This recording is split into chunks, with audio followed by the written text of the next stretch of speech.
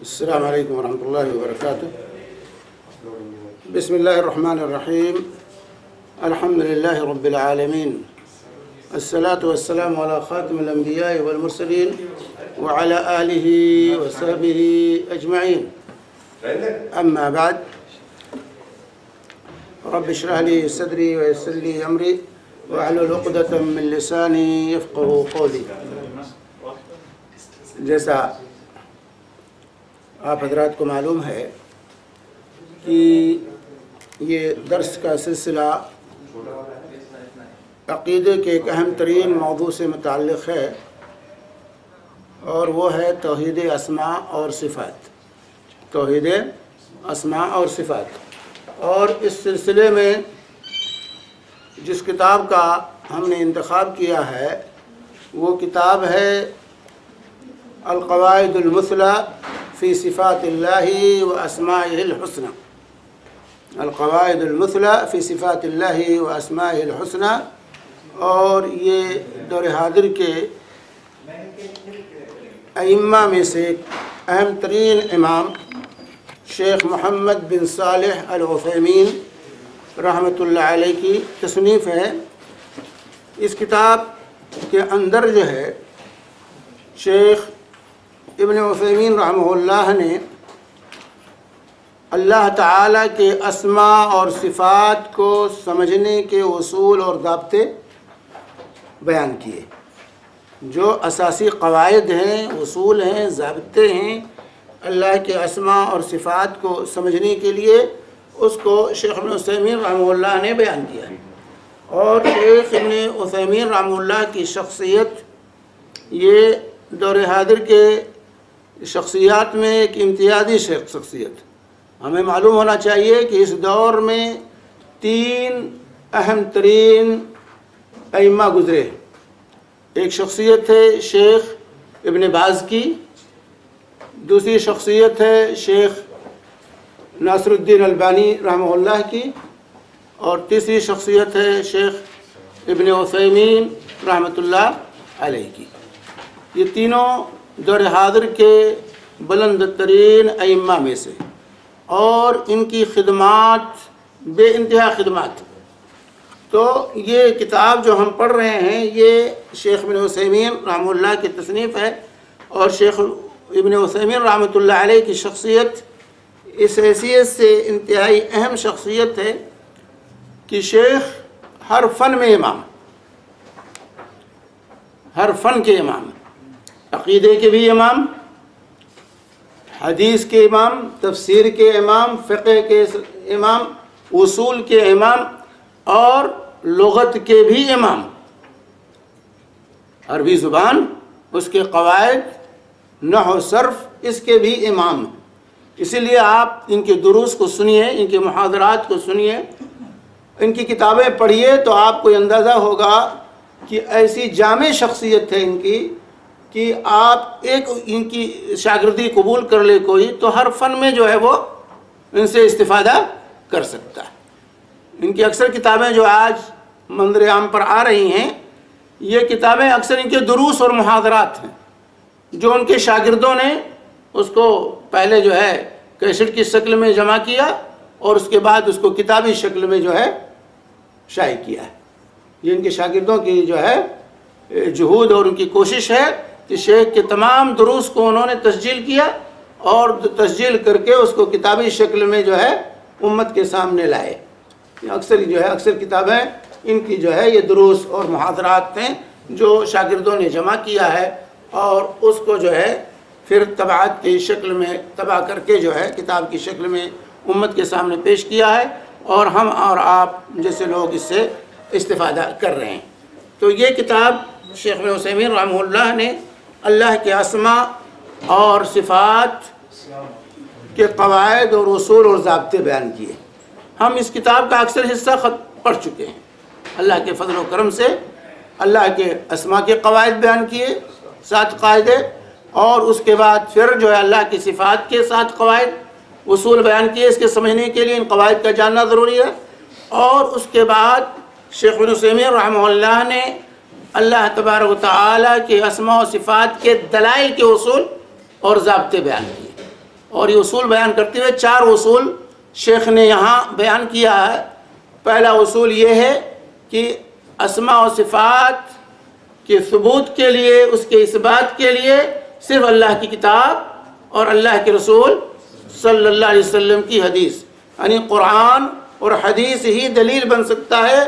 صفات کے سلسلے میں، اسماء و صفات کے سلسلے میں کوئی اور دلیل یہاں کارگر نہیں ہوگا۔ اور دوسرا اصول جو شیخ نے یہاں بیان کیا تھا اسماء اور صفات دلائل کے سلسلے میں، وہ یہ اصول تھا کہ اسماء اور صفات کے دلائل کہ جو ہے اس کا معنی وہی مراد لیا جائے گا جو اس کا ظاہری معنی۔ اسماء و صفات کے سلسلے میں صفات کا وہی ظاہری معنی جو عربی زبان میں جو ہے پایا جاتا ہے، اور جس عربی زبان میں جو استعمال ہوتا ہے وہی معنی جو ہے ہم جو ہے ان صفات کے جو ہے قبول کریں گے، اپنی طرف سے کوئی معنی اس کو پہنانے کی کوشش نہیں کریں گے۔ اور تیسرا قاعدہ شیخ نے یہ بیان فرمایا تھا کہ جو ہے اسماء اور صفات کے سلسلے میں اس کے ظاہر کی 2 حیثیتیں ہیں، ایک تو اس کا معنی ہے اور دوسرے اس کی کیفیت ہے۔ تو جو ہے معنی اس کا معلوم ہے اور کیفیت اس کی مجہول، کیفیت کا ہمیں پتہ نہیں، صفات کے کیفیت کا پتہ نہیں ہے، اور اس کا معنی جو ہے ظاہری معنی جو ہے وہ واضح ہے، اور کیفیت کا پتہ نہیں، اس لیے کیفیت کے پیچھے پڑنا یہ جائز نہیں ہے، کیفیت کے پیچھے پڑھنا یہ جائز نہیں ہے۔ اور چوتھا قاعدہ شیخ نے یہ یہاں پر بیان کیا تھا کہ جو ہے ظاہری نصوص سے مراد وہ لفظ کا وہ معنی ہے جو اس لفظ کو سامنے آتے ہی انسان کے سمجھ میں آتا ہے، وہ لفظ سامنے آتے ہی جو معنی فوراً ذہن میں انسان کے آتا ہے وہی معنی جو ہے مراد لیا جائے گا، اپنی طرف سے اس کا کوئی معنی ہم نہیں لیں گے۔ ہاں، یہ ظاہری معنی جو ہے سیاق و سباق جو جملے کا ہے اس کے اعتبار سے خود بخود سنتے ہی متعین ہو جاتا ہے، اور وہی متعین معنی جو ہے صفات کے ہم لیں گے۔ یہ 4 اصول جو ہے دلائل کے سلسلے میں شیخ نے جو ہے یہاں پر ذکر کیے تھے، اور یہ چوتھا جو ہے اصول اور قاعدہ ہم نے پڑھا، اور اس کے خلاف جو لوگ ہیں جنہوں نے جو ہے اس کی تردید کی ہے اس کے سلسلے میں شیخ نے یہاں 3 چیزیں ذکر کی تھیں۔ اولاً تو اسماء و صفات کے جو ہے اللہ کی صفات کے سلسلے میں اس ظاہری معنی کے سلسلے میں 3 جو ہے خیالات ہیں لوگوں کے۔ ایک تو سلف صالحین کا منہج ہے کہ جو اس کو ظاہری معنی میں مراد لیتے ہیں اس کی کیفیت کو اللہ کے حوالے کرتے ہیں، اور اس کے مطابق جو ہے صحابہ کا، تابعین کا، تبع تابعین کا، ائمہ کا یہ عقیدہ رہا ہے سلف کا کہ تمام جو صفات اللہ تعالیٰ نے قرآن پاک کے اندر اور رسول پاک صلی اللہ علیہ وسلم نے احادیث طیبہ کے اندر بیان کیے ہیں وہ اللہ تبارک و تعالیٰ کے لیے اس کے ظاہری معنی میں بغیر کسی تشبیہ کے اور بغیر کسی تمثیل کے، بغیر کسی تعویل کے اللہ کے لیے ثابت ہے، اللہ کے لیے ثابت ہے۔ دوسرا موقف جو شیخ نے یہاں ذکر کیا تھا کہ دوسرے وہ لوگ ہیں جو ظاہر تو مراد لیتے ہیں لیکن ظاہر معنی مراد لے کر خالق کائنات کو، رب العالمین کو مخلوق کے مشابہ قرار دے دیتے، مخلوق کے اللہ کی صفات کو مخلوق کی صفت جیسی مانتے۔ تو یہ منہج جو ہے، یہ مسلک جو ہے کیا ہے؟ یہ باطل، یہ منہج یہ باطل ہے تشبیہ کا، کیونکہ اللہ تعالیٰ نے قرآن پاک کے اندر خود بخود جو ہے تشبیہ کی نفی کر دی، لیس کمثلہ شیء وہو السمیع البصیر، لیس کمثلہ شیء وہو السمیع البصیر، اللہ تعالیٰ کے مثل کوئی نہیں ہے، وہ سمیع ہے، بصیر ہے۔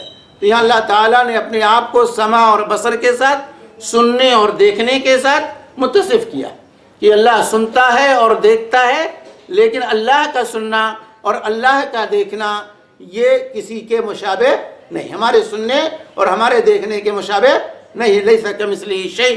تو ایک طرف اس آیت کریمہ میں اللہ تعالیٰ نے اپنے لیے صفت کو ثابت کیا، سمیع اور بصیر اپنے آپ کو قرار دیا، سمع اور بصر سے اپنے آپ کو متصف کیا، تو دوسری طرف اللہ تعالیٰ نے جو ہے مثلیت کی نفی کی، تشبیہ کی نفی کی، کہ اللہ کا سننا، اللہ کا دیکھنا، اللہ کا سمع اور بصر مخلوق کی طرح نہیں، لیس کمثلہ شیء، اس کے مثل کوئی نہیں ہے، وہ السمیع البصیر، وہ سننے والا اور دیکھنے والا ہے، سمیع اور بصیر ہے اللہ تبارک و تعالیٰ۔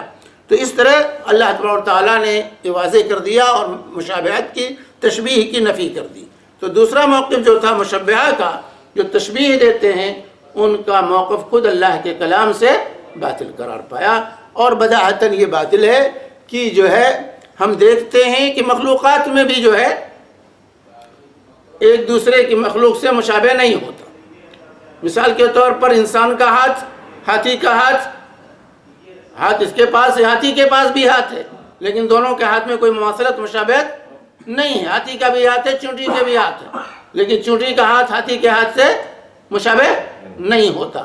تو لفظ کے جو ہے ایک طرح ایک ہونے کی وجہ سے معنی میں مشابہت لازم نہیں، کیفیت میں مشابہت لازم نہیں آتی ہے۔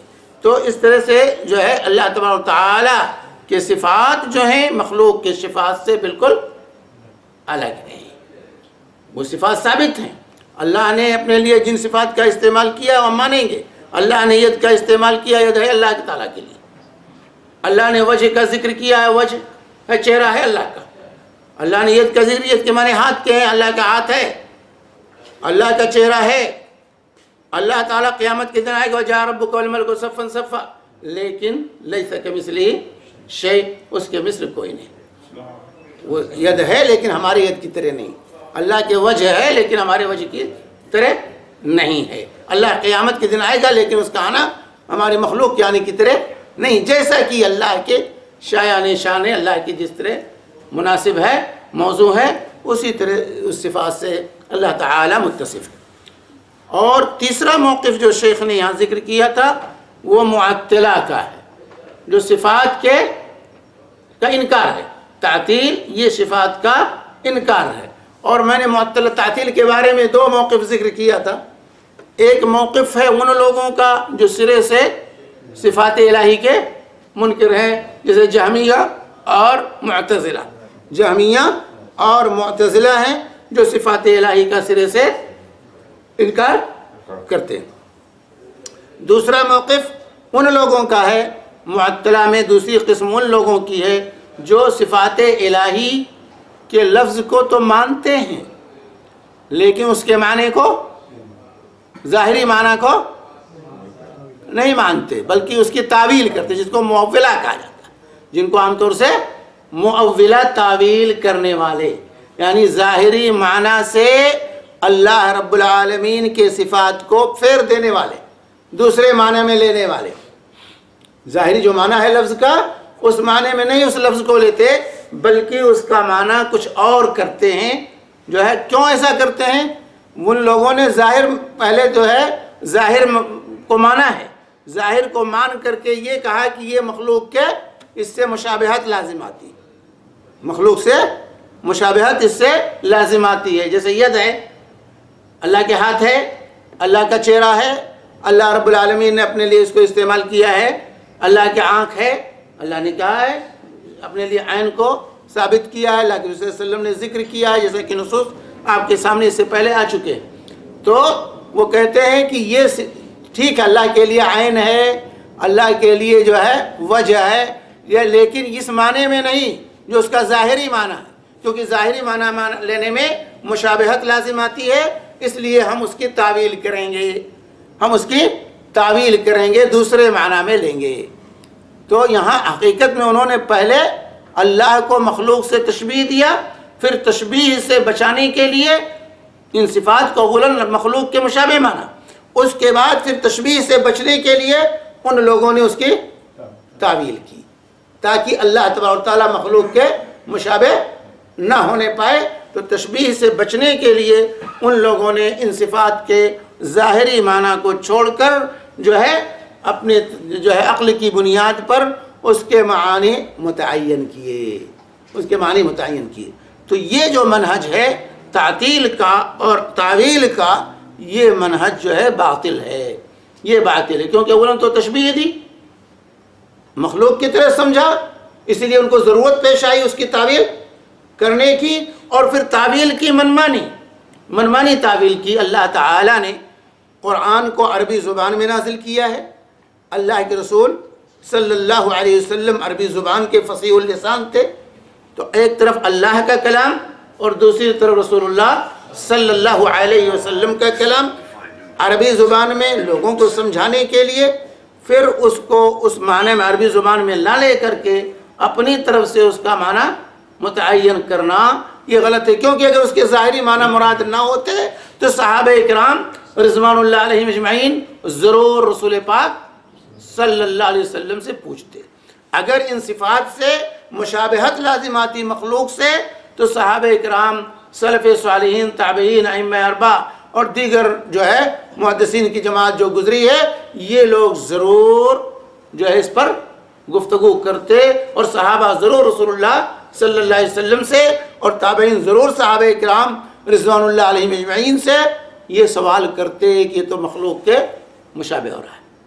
لیکن صحابہ نے اس سے تشبیہ نہیں سمجھا، مخلوق کے مشابہ ان صفات کو نہیں سمجھا، اسی لیے انہوں نے رسول پاک صلی اللہ علیہ وسلم سے کبھی اس سلسلے میں سوال کیا ہی نہیں۔ تو اگر ظاہری معنی نہ مراد ہوتا، کوئی دوسرا معنی اس کا ہوتا، تو صحابہ کرام ضرور اس کو رسول اللہ صلی اللہ علیہ وسلم سے پوچھتے۔ صحابہ کا نہ پوچھنا یہ اس بات کی دلیل ہے کہ یہ الفاظ جو استعمال کیے گئے ہیں صفات کے سلسلے میں، وہ عربی زبان میں جو ظاہری معنی ہے اور اول وہلہ میں سنتے ہی جو بات سمجھ میں آتی ہے وہی مراد ہے، اور صحابہ، تابعین، سلف کا یہی منہج رہا ہے، اور اس میں ان کے نصوص، ان کے اقوال بھی وارد ہے، جیسا کہ امام مالک کا مشہور قول آپ کے سامنے بارہا آ چکا ہے۔ الاستواء علی العرش کی جب بات آئی، ان سے سوال کیا گیا، اس کی کیفیت ہے کیف استوى، اللہ تعالیٰ عرش کے اوپر کیسے ہے، کیف مستوی ہوا، اس کی کیفیت کیا ہے، تو امام مالک رحمہ اللہ پریشان ہو گئے یہ کلمہ سن کر، یہ سوال سن کر کے، کہا الاستواء معلوم والکیف مجہول والایمان به واجب والسوال عنہ بدعۃ، کہ جو ہے استواء علی العرش یہ معلوم ہے، ثابت ہے، اس متعین ہے، لیکن اس کی کیفیت یہ مجہول ہے، ہمیں نہیں معلوم ہے، غیر معلوم، یہ معلوم نہیں ہے، اللہ تعالیٰ نے اپنی کیفیت نہیں بتائی، ان صفات کی کیفیت اللہ نے نہیں بتائی، اس لیے ہمیں معلوم نہیں ہے۔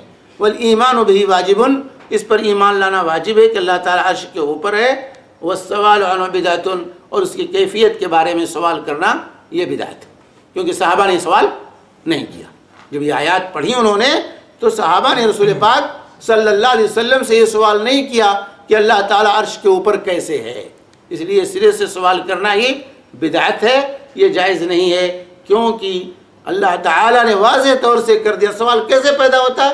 سوال اس وقت پیدا ہوتا ہے جب ان صفات کو، اللہ کے صفات کو جب مخلوق کے مشابہ مانے، تب سوال پیدا ہوتا ہے، ورنہ یہاں سوال پیدا ہی نہیں ہوتا۔ اس لیے صحابہ نے سوال نہیں کیا، کیونکہ وہ جانتے تھے کہ لیس کمثلہ شیء، اللہ کے مثل کوئی نہیں، تو مثلیت کی اللہ نے نفی کر دی تھی، اس لیے صحابہ کو کوئی دقت ان صفات کو قبول کرنے میں، اس پر ایمان لانے میں ان کو کوئی پریشانی لاحق نہیں ہوئی۔ تو شیخ نے اس آخری معولہ کے جو ہے معطلہ کے جو ہے اس منہج کی تردید کرتے ہوئے اس کا انہوں نے جواب دیا تھا، اور اس سلسلے میں جو شیخ نے جواب دیا تھا وہ جواب آپ کے سامنے آ چکا ہے جو ہے، اور اس جواب کے سلسلے میں 3 جوابات جو شیخ نے یہاں پر دیے تھے، جنہوں نے صفات کے اندر تعویل کی ہے اور اس کے تعطیل کے قائل ہوئے ہیں، ان کا جواب دیتے ہوئے 3 جوابات بلکہ 4 جوابات آپ کے سامنے آ چکے تھے۔ چوتھا جواب جو ہے ان کے سے اس کے باطل ہونے کا یہ شیخ نے دیا تھا کہ جو ہے نصوص صفات کو ظاہری معنی سے پھیرنا نبی کریم صلی اللہ علیہ وسلم، صحابہ کرام اور سلف صالحین ائمہ کرام کے عقیدے کے خلاف ہے۔ صحابہ، تابعین، تبع تابعین، ائمہ اربعہ اور دیگر ائمہ کے عقیدے کے یہ خلاف ہے کہ اس کو ظاہری معنی سے پھیر کر دوسرے معنی میں استعمال کیا جائے۔ تو یہ صحابہ کا یہ منہج نہ ہونا، تابعین کا، ائمہ کا یہ منہج نہ ہونا، ان کا عقیدہ اس کے خلاف ہونا ہی اس کے باطل ہونے کی دلیل ہے۔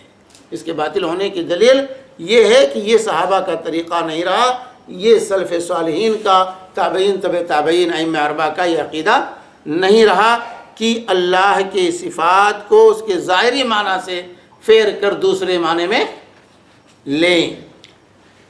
کیونکہ جو ہے صحابہ کرام اور سلف صالحین جو ہے وہی جو ہے حق ہوگا جس پر نبی کریم صلی اللہ علیہ وسلم رہے ہوں، آپ کے خلفائے راشدین اور صحابہ کرام اور سلف صالحین ائمہ اعظام جو ہے جو گزرے ہیں وہ قائم رہے ہوں، وہی حق ہے۔ اس کے علاوہ جو ہوگا وہ باطل ہوگا۔ اور پانچویں جو ہے تردید کرتے ہوئے پانچویں بات جو شیخ نے یہاں ذکر کی ہے وہ یہ ہے کہ ایسے لوگوں سے جو اللہ کے صفات کی تعویل کرتے ہیں، مثلا کہتے ہیں ید سے مراد، ہاتھ سے مراد قدرت ہے، ہاتھ سے مراد قدرت، حتیٰ کہ رحمت بھی ماننے کے لیے تیار نہیں۔ رحمت سے مراد اللہ رحم کرتا ہے، نہیں، اللہ تعالیٰ رحمت سے متصف نہیں ہے، رحم نہیں کرتا بلکہ انعام کرتا ہے۔ کیونکہ رحمت کہتے ہیں کہ رحمت کے اندر جو ہے کیا پایا جاتا ہے؟ دل کی نرمی۔ دل کے اندر جب آپ کسی پر رحم کھاتے ہیں تو دل کے اندر کیفیت، انفعالی کیفیت ہوتی ہے۔ بچے پر رحم آتا ہے، کسی پر رحم آتا ہے، کسی غریب پر، کسی مسکین کو دیکھ کر جب انسان کو رحم آتا ہے تو ایک انفعالی کیفیت جو ہے پیدا ہوتی ہے دل کے اندر اور نرمی پیدا ہوتی ہے۔ تو اللہ تبارک و تعالیٰ کے لیے کہتے ہیں شان کے یہ منافی ہے کہ اللہ کیا نرمی پیدا ہو، اللہ کیا نرمی پیدا ہو۔ تو اس لیے جو ہے وہ کہتے ہیں کہ اللہ کی شان کے منافی ہے، رحیم نہیں، اللہ رحمت نہیں کرتا۔ رحمت کا مطلب جو ہے ان کے یہاں کیا انعام کرتا ہے، اللہ رحم کرتا ہے یعنی ان پر انعام کرتا ہے۔ سمجھ بات ہے کہ نہیں؟ یہ ہے اس طرح ہر صفت کی ان لوگوں نے وہ 7 صفات جو آپ کے سامنے سے پہلے ذکر کیے گئے تھے، ان 7 صفات کو چھوڑ کر کے باقی تمام صفات کو کا انہوں نے جنازہ نکالا ہے، اور منمانی ہر ایک، اور بھی کسی ایک تعویل پر، کسی ایک معنی پر متفق بھی نہیں ہے۔ کوئی کچھ معنی بتاتا ہے، کوئی کچھ معنی بتاتا ہے۔ جب انسان کے اپنے عقل کی بنیاد پر جب بات آ جائے تو ہر ایک کے سوچنے کا، ہر ایک کے سمجھنے کا انداز الگ الگ ہے، اس لیے ہر ایک منمانی اپنی طرف سے جو چاہتا ہے وہ تعویل کرتا ہے۔ تو اس لیے جو ہے 5ویں جو دلیل اس کے ابطال کی شیخ نے دی ہے کہ ایسے لوگوں سے پوچھا جائے، جو لوگ ایسا کرتے ہیں ان سے یہ سوال کیا جائے گا کہ بھائی اللہ تبارک و تعالیٰ نے اپنی ذات کے متعلق جو بھی خبر دی ہے کیا اسے حق اور سچا مانتے ہو کہ نہیں؟ اللہ کی خبر کو سچی خبر مانتے ہیں کہ نہیں؟ اللہ نے اپنی ذات کے بارے میں جو خبر دی ہے اپنی کتاب کے اندر، اس کو آپ سچ مانتے ہیں یا جھوٹ مانتے ہیں؟ تو وہ یہی کہیں گے کہ ہم سچ مانتے ہیں۔ پھر ان سے کہا جائے گا کہ جو اللہ تعالیٰ کے کلام سے زیادہ واضح اور فصیح کسی اور کا کلام ہو سکتا ہے؟ تو یقیناً وہ یہی کہیں گے کہ نہیں ہو سکتا، اللہ کا کلام سب سے زیادہ فصیح اور جو ہے واضح ہو سکتا ہے۔ پھر ان سے جب یہ کہیں تو ان سے یہ پوچھا جائے گا کیا تم یہ سمجھتے ہو کہ نصوص صفات کے تعلق سے اللہ تعالیٰ اپنی مخلوق کو اندھیرے میں رکھنا چاہتا ہے، یا جو ہے تاکہ وہ اپنی عقلوں سے خود ہی حق نکالے؟ یعنی اللہ تعالیٰ حقیقت کو واضح کرنا نہیں چاہتا تھا، مخلوق سے اندھیرے میں ان کو رکھنا چاہتا تھا، اس لیے واضح طور سے اس کو بیان نہیں کیا اور ایسے الفاظ استعمال کیے کہ بعد میں آنے والوں کو ضرورت پڑے کہ اپنی عقل کی بنیاد پر اس کا معنی متعین کریں، خود ہی نکالیں اور اپنا عقیدہ بنائیں؟ تو وہ ضرور یہی کہے گا کہ نہیں، اللہ تعالیٰ اندھیرے میں رکھنا نہیں چاہتا۔ تو اسی طریقے سے رسول اللہ صلی اللہ علیہ وسلم کے سلسلے میں اس سے پوچھا جائے کہ بھائی کیا اللہ تعالیٰ کی ذات کے متعلق رسول اللہ صلی اللہ علیہ وسلم سے بڑھ کر کوئی جاننے والا ہے؟ تو وہ یہ کہے گا نہیں۔ پھر اس سے یہ سوال کریں کہ اللہ تعالیٰ کے بارے میں جو خبر رسول اللہ صلی اللہ علیہ وسلم نے دی ہے کیا تم اسے سچا اور حق مانتے ہو کہ نہیں؟ تو کوئی بھی مسلمان یہ نہیں کہے گا نہیں، کہے گا سچا مانتا ہوں، وہ بھی کہے گا کہ میں سچ مانتا ہوں۔ پھر اس سے سوال کیا جائے گا کہ کیا نبی کریم صلی اللہ علیہ وسلم سے بڑھ کر کوئی جو ہے زیادہ واضح اور فصیح بات کر سکتا ہے؟ آپ سے بڑھ کر کوئی واضح اور فصیح بات کر سکتا ہے؟ تو بھی وہ یہی کہے گا کہ نہیں، اس کا جواب یہی ہوگا، اس کے علاوہ کوئی جواب نہیں۔ تو پھر اس سے کہا جائے گا کہ رسول اللہ صلی اللہ علیہ وسلم سے بڑھ کر امت کا کوئی خیر خواہ گزرا ہے؟ امت کا کہ خیر خواہی میں رسول اللہ صلی اللہ علیہ وسلم سے کوئی بڑھ سکتا ہے؟ جواب یہی ہے کہ نہیں، رسول اللہ صلی اللہ علیہ وسلم سے بڑھ کر امت کا کوئی خیر خواہ نہیں ہے۔ تو پھر اس سے یہ کہا جائے کہ جب تم یہ سب مانتے ہو تو اپنے اندر اتنی جرأت و شجاعت کہاں سے تمہیں پیدا ہوئی، تمہارے اندر پیدا کرتے ہو کہ اللہ تعالیٰ نے اپنی ذات کے لیے اور رسول اللہ صلی اللہ علیہ وسلم نے اللہ تبارک و تعالیٰ کی ذات کے لیے جو کچھ ثابت فرمایا اسے اس کے حقیقی اور ظاہری معنی جو اللہ تعالیٰ کے لائق شان بھی ہے اس پر محمول کرتے ہوئے تم بھی ثابت جو ہے اس کو چھوڑ کر تم اپنا معنی بتا رہے ہو۔ تمہارے لیے تو یہی مناسب تھا، تمہاری جرأت کیسے آئی کہ اس معنی سے آپ اس کو پھیر دو جو اللہ تعالیٰ نے اور اللہ کے رسول صلی اللہ علیہ وسلم نے ثابت کیا تھا؟ اور اگر ہوتا تو تمہارے لیے یہی مناسب تھا کہ تم اس کے ظاہری معنی پر، حقیقی اور ظاہری معنی پر جو اللہ تعالیٰ کے شایان شان ہے اس پر محمول کرتے ہوئے تم بھی ثابت کر دو اور اس کے مطابق اپنا عقیدہ بنا لو۔ بھئی اللہ کے لیے ثابت، لیس کمثلہ شیء، اللہ کے مثل کوئی نہیں، مثلیت کی نفی کر دو اور اس صفت کو اللہ کے لیے ثابت مان لو اور سارے اختلافات جو ہے ختم ہو جائیں اور اس طریقے سے اس گمراہی سے تمہیں نجات مل جائے۔ تو جو ہے لیکن ہوا کیا کہ ان لوگوں نے اس کے برعکس جو ہے جرأت و جسارت جو ہے ان کے اندر پیدا ہوئی۔ ہم پوچھیں گے ان سے کہ بھائی تمہارے اندر یہ جرأت کہاں سے آئی، یہ جسارت کیسے پیدا ہوئی کہ اس کے حقیقی معنی کا انکار کر ڈالو اور اس کے مخالف معنی مراد لے کر اللہ تعالیٰ پر بغیر علم کے ایسی بات کہو جو ہے اللہ تعالیٰ نے مراد نہیں لیا ہے اور جو اللہ اور اللہ کے رسول صلی اللہ علیہ وسلم جس کو نہیں بیان کیے۔ تو جو اس سلسلے میں جو ہے یہ جو ہے اس طریقے سے ایسے لوگوں کی تردید اور ان لوگوں سے جو اللہ کے صفات کے اندر تعویل کرتے ہیں اور اللہ کے صفات کو اس معنی میں نہیں لیتے جو معنی میں عربی زبان میں وہ لفظ استعمال ہوتا ہے، ان کے لیے یہ سوال و جواب جو ہے اور اس طرح سے ان کی تردید کی جا سکتی ہے۔ اور جو ہے اگر وہ اس کو تسلیم نہیں کرتے اور جو ہے کتاب و سنت کی رہنمائی سے الگ ہیں، رسول پاک صلی اللہ علیہ وسلم جو کچھ بنایا اس کو نہیں مانتے، تو ان کو ڈرنا چاہیے کہ ماذا اجبتم المرسلین۔ اللہ تعالیٰ نے قرآن میں فرمایا ہے کہ پوچھا جائے گا سورہ قصص آیت نمبر 65 میں کہ تم نے انبیاء اور رسولوں کو دعوت کا کیا جواب دیا تھا۔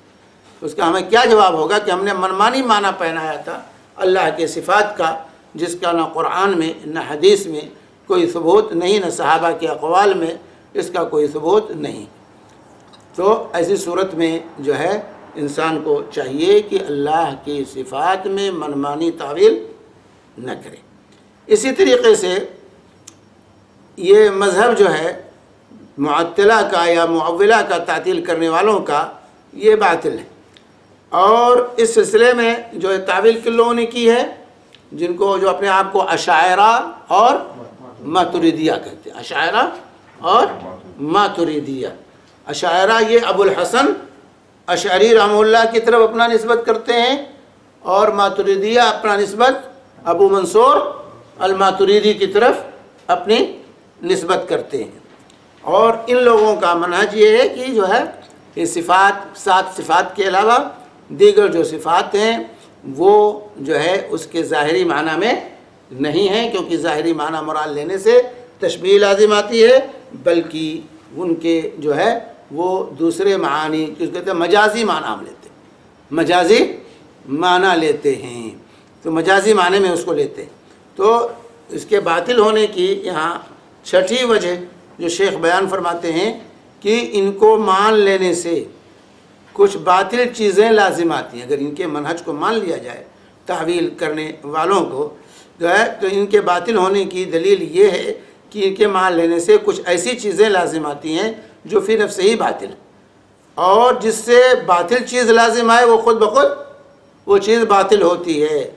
تو اس سلسلے میں جو ہے نصوص صفات کو ان کے ظاہری معنی سے محض اپنے عقیدے کی بنا پر پھیرا ہے ان لوگوں نے کہ نصوص کا ظاہری معنی مراد لینے سے خالق کی مخلوق سے تشبیہ لازم ہے۔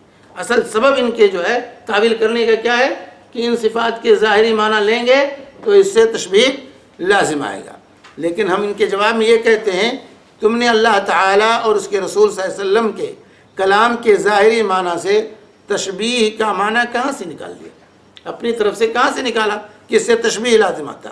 اللہ تعالیٰ کی مخلوق کے ساتھ تشبیہ کا عقیدہ یہ تو کفر ہے، کیونکہ عقیدہ تشبیہ اللہ تعالیٰ کے اس فرمان کی تکذیب ہے، لیس کمثلہ شیء وہو السمیع البصیر، سورہ شورى آیت نمبر 11۔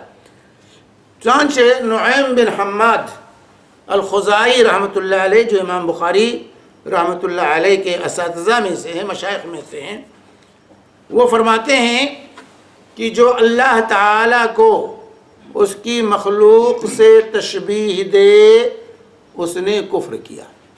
جو اللہ تعالیٰ کو اس کی مخلوق سے تشبیہ دے اس نے کفر کیا، اور جس نے ان صفات میں سے کسی صفت کا انکار کیا جو اس نے اپنی ذات کے لیے بیان فرمائی ہے اس نے بھی کفر کیا۔ جو صفات کو یعنی تشبیہ دے اللہ سے وہ بھی اس کا یہ عمل کفر ہے، اور اسی طرح جو کسی صفت کا انکار کرے اس کا یہ عمل جو ہے یہ بھی کفر ہے۔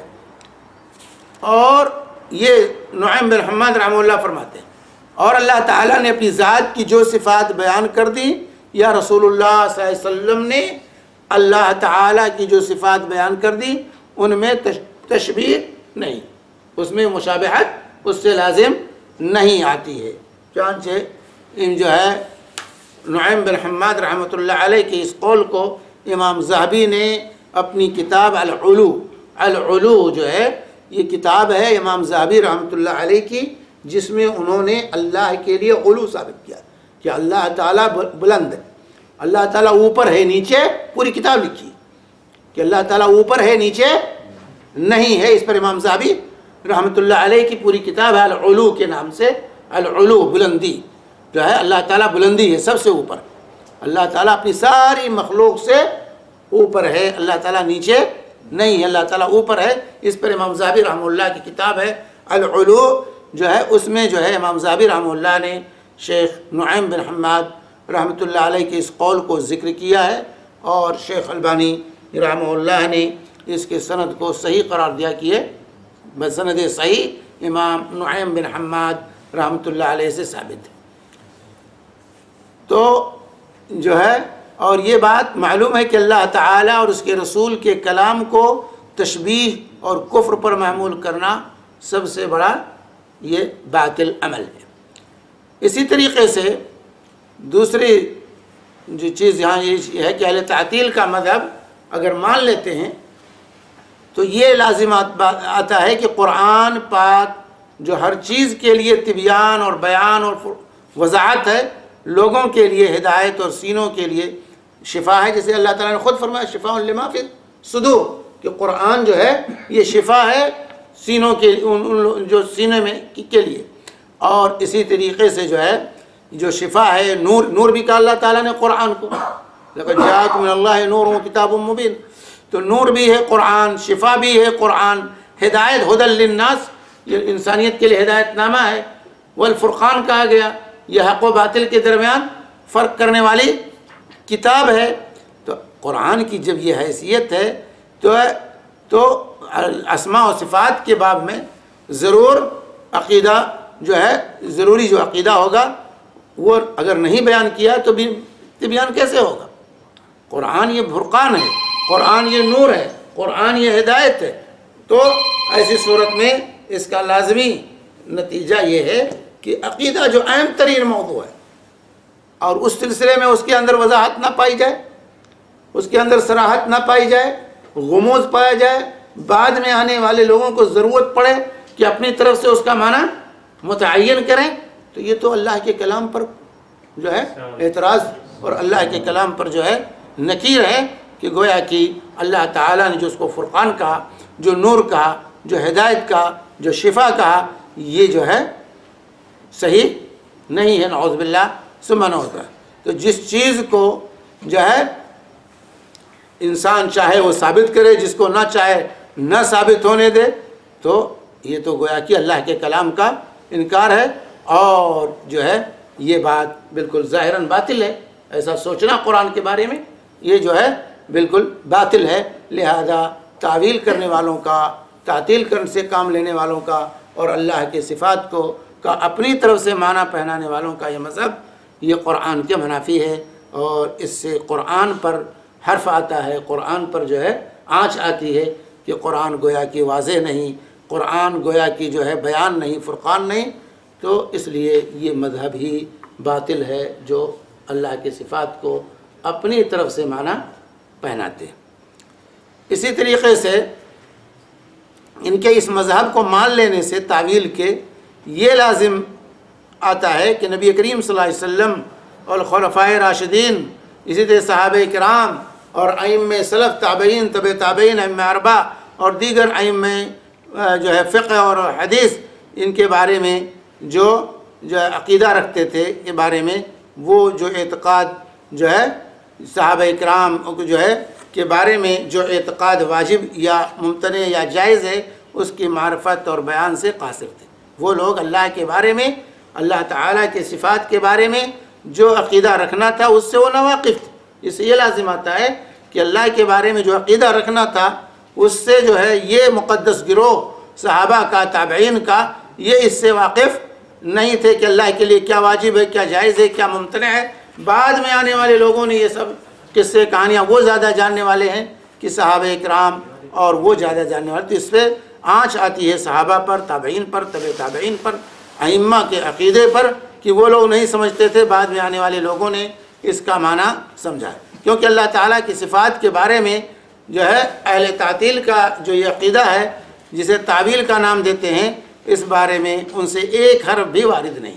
کیونکہ کسی صحابی نے، کسی تابعی نے، کسی امام نے کوئی تعویل نہیں کی ہے، بلکہ اسی معنی میں لیا ہے جس معنی میں یہ الفاظ جو ہے عربی زبان میں استعمال کیے جاتے ہیں.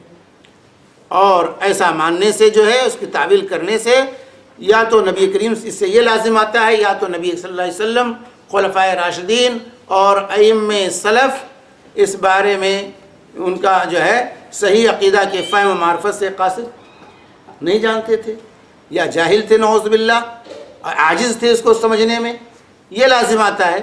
یا امت کے لیے ٹھیک طرح بیان نہ کیا انہوں نے، اور جو ہے انہوں نے کوتاہی کی اس کو بیان کرنے میں. کتنا اہم مسئلہ اللہ کی صفات کا، اور اس کو ان لوگوں نے واضح نہیں کیا، بیان نہیں کیا. اور یہ دونوں چیزیں، نہ تو وہ جاہل تھے اور نہ ہی وہ قاصر تھے، اور نہ ہی انہوں نے کوئی چیز چھپائی ہے. امت کی خیر خواہی کا حق ادا کیا ہے. صحابہ نے، تابعین نے، تبع تابعین نے، ائمہ دین نے امت کی خیر خواہی کا حق ادا کیا ہے. کسی چیز کو انہوں نے چھپایا نہیں ہے، اور ہر ممکن کوشش کی ہے کہ اللہ کا وہ دین جو رسول پاک صلی اللہ علیہ وسلم سے ان کو ملا تھا اس کو امت تک پہنچا دیں. اور اللہ کے دین میں سب سے اہم ترین عقیدہ، سب سے اہم ترین جز دین کا جو ہے عقیدہ ہے، تو عقیدے کے بارے میں انہوں نے ایسی کوئی غفلت نہیں برتی ہے. یہ تو سب سے زیادہ اہم چیز تھی. تو اس کو جو ہے انہوں نے کھول کر کے بیان کیا ہے. اس میں کوئی غموض نہیں رکھا ہے کہ ان پر یہ اتہام لگایا جائے. تو یہ تعویل والوں سے یہ لازم آتا ہے کہ گویا کہ ان لوگوں نے حق ادا نہیں کیا، یا تو وہ سمجھے نہیں یا سمجھے تو انہوں نے چھپا لیا، اور یہ دونوں چیزیں باطل ہیں، اس لیے یہ عقیدہ باطل ہے۔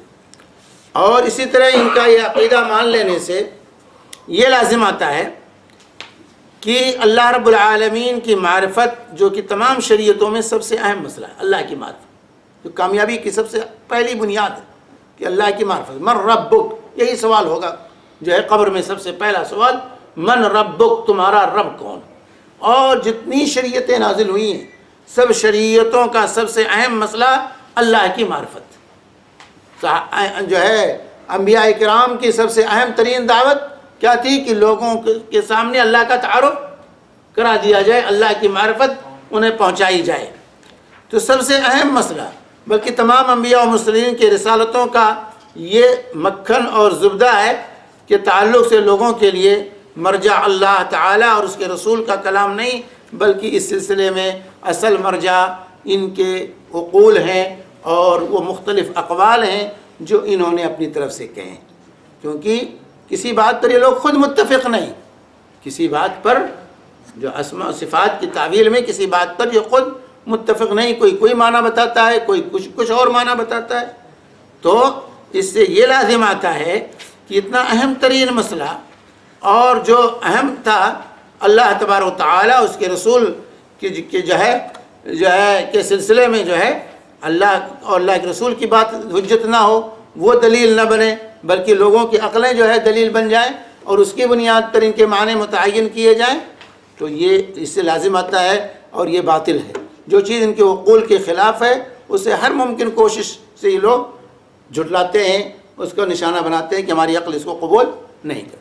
تو اس سے پہلے ہم پڑھ چکے ہیں کہ عقل معیار نہیں ہے، معیار اللہ کی کتاب اور اللہ کے رسول صلی اللہ علیہ وسلم کی سنت۔ اللہ کے رسول صلی اللہ علیہ وسلم کی سنت اور کتاب یہ ہے راہ ہدایت۔ تو جو ہے یہ راہ ہدایت ہے، اور یہ جو راستہ انہوں نے اختیار کیا ہے یہ تحریف ہے، اللہ کے کلام کے اندر اس کو بدلنا ہے۔ تو اس طریقے سے جو ہے یہ تعطیل کا اور تعویل کا جو منہج ہے یہ باطل ہے، اور اس کا اسلام میں کوئی گزر نہیں ہے۔ لہذا ایسے لوگوں کو اس عقیدے سے تائب ہونا چاہیے، اور وہ عقیدہ جو صحابہ تابعین کا جو ہے خیر القرون، جس کو اللہ کے رسول صلی اللہ علیہ وسلم نے قرار دیا کہ خیر الناس قرنی ثم الذین یلونہم ثم الذین یلونہم، تو اس وقت جو مسلمانوں کا عقیدہ تھا صحابہ تابعین کا، تبع تابعین کا، اس عقیدے کو جو ہے اختیار انسان کو کرنا چاہیے، منمانی اپنی طرف سے عقیدے میں دخل اندازی نہیں کرنی چاہیے۔ اور تو اس طریقے سے جو ہے یہ بعض وہ چیزیں تھیں جس سے یہ جو ہے لازم آتا ہے کہ یہ لوگ اللہ رب العالمین اور رسول پاک صلی اللہ علیہ وسلم اور صحابہ کرام رضوان اللہ اجمعین اور تابعین اور ائمہ کے جو ہے کہ منہج کے خلاف ان لوگوں نے اپنا منہج متعین کیا، جو ان کے باطل ہونے کی واضح دلیل ہے۔ اور اگر ان کے روش کو مان لیا جائے جو یہ تعویل کرتے ہیں کہ اللہ تعالیٰ اور اس کے رسول صلی اللہ علیہ وسلم کی ثابت کردہ صفات کی نفی کی جائے، جو جواز انہوں نے پیدا کیا ہے، مثلا اللہ تعالیٰ فرما رہا ہے وَجَاءَ رَبُّكَ وَالْمَلَكُ صَفًّا صَفًّا، سورہ فجر آیت نمبر 22 میں اللہ تعالیٰ فرماتا ہے کہ اللہ تعالیٰ آئے گا اور فرشتے سب بسب آئیں گے۔ تو یہاں آنا، مجی، عربی میں مجی کہتے ہیں، آنا یہ اللہ کی صفت ہوئی، آنا جو ہے یہ اللہ کی صفت ہے، یعنی روز قیامت جو ہے آنا اللہ تعالیٰ کا یہ اللہ کی صفت ہے، یہاں مذکور ہے روز قیامت آنے کا۔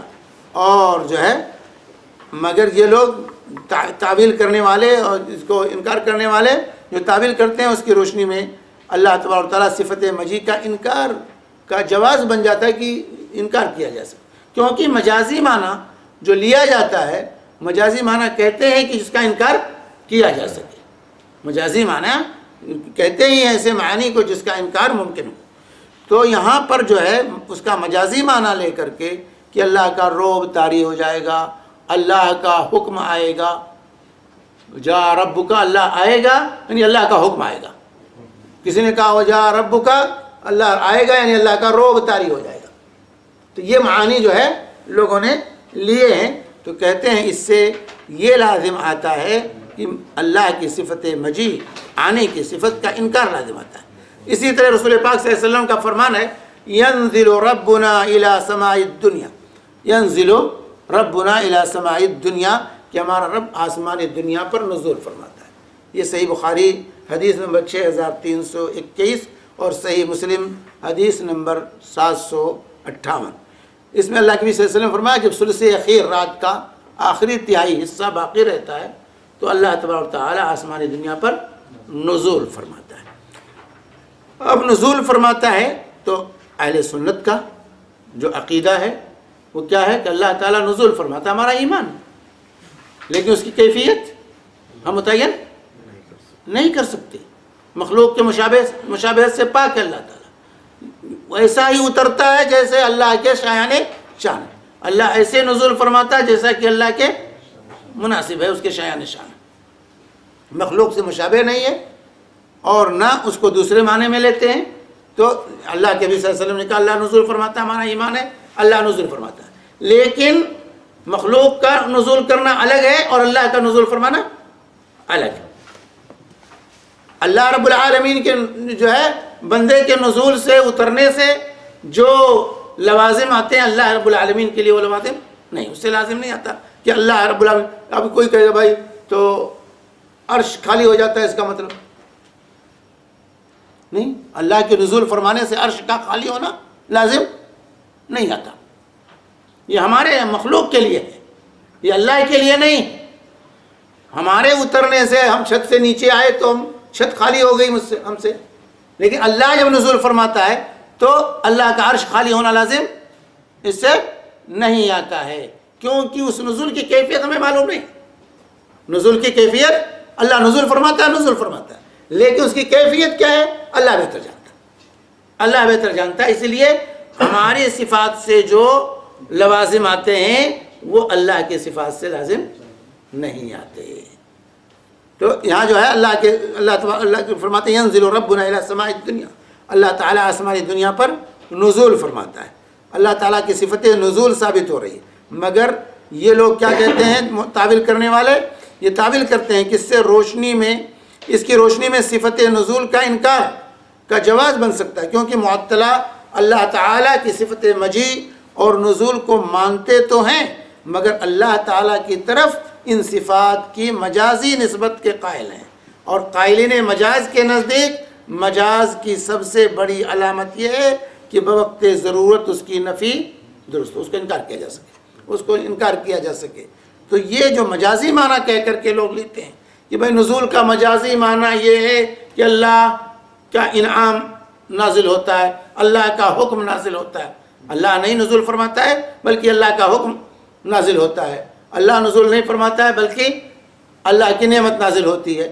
تو یہ معنی جو ہے کہ دلیل کیا ہے بھائی، یہ مراد ہے، اس کی دلیل چاہیے بھائی۔ اللہ کی کیونکہ عام آدمی کا معاملہ نہیں ہے، یہ کوئی عام مسئلہ نہیں ہے، اللہ کی ذات اور اس کی صفات کا معاملہ ہے، اور اللہ کی ذات و صفات کے بارے میں جو سراپا غیب ہے اس کے بارے میں ہم اپنی طرف سے اپنی عقل کی بنیاد پر فیصلہ کرنے بیٹھ جائیں، یہ کسی طرح مناسب نہیں ہے، کیونکہ عقل کا وہ دائرہ کار غیبیات نہیں، عقل کا دائرہ کار غیبیات نہیں ہے، عقل کا دائرہ کار جو ہے غیبیات تک پہنچنا نہیں، اس کے لیے وہی چاہیے، اس کے لیے دلیل وہی ہے، جس سے پہلے میں وضاحت کر چکا ہوں کہ اللہ تبارک و تعالی نے چیزوں کے ادراک کے لیے، معلومات کے لیے، معرفت کے لیے انسان کو 3 طرح کی چیزیں عطا کی۔